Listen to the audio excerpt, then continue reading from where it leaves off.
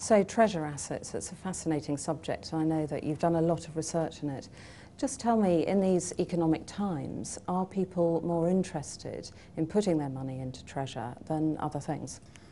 Yeah, absolutely. I mean, what we've been talking about here is the investment motivation for holding treasure assets. Actually, the evidence in our Wealth Insights report indicates that that motivation is really a fairly small part of why people choose to hold treasure assets. People are far more motivated to holding treasure assets for reasons of emotional enjoyment, for social reasons, for cultural reasons.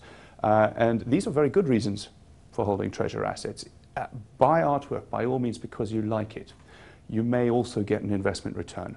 But if you don't like it and you're buying it just for the investment return, chances are you're going to be gravely disappointed and you won't get the emotional return either. Because is it partly the reasoning on their side that diamonds and gold, they've been, in particular, been going up a lot, so this would seem a safe investment? People view them as safe investments, which is one of the reasons they've been going up. And then, of course, when they go up, it increases the illusion of safety. But as with every financial asset, the higher things are, the further they've got to fall. And when we start thinking about these sort of assets, they're not producing anything. There's no income coming off them. There's no dividends coming off them. All you're buying is the hope that someone else will buy it from you later at a more expensive price. And you talk in the research about how perhaps it's better to be socially responsible and invest in businesses rather than treasure. At the moment, we have a sense of investor fatigue.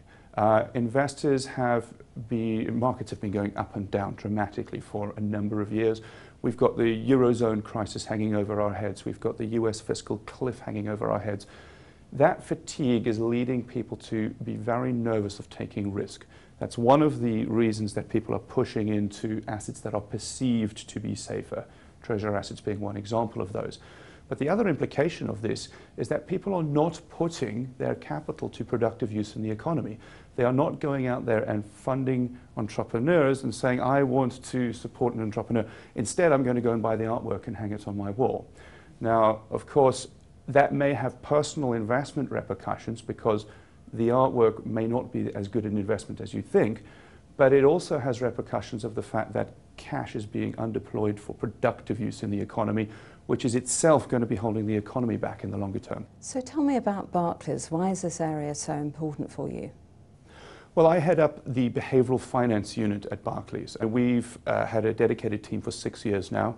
Behavioral finance has grown massively in prominence and importance over that time.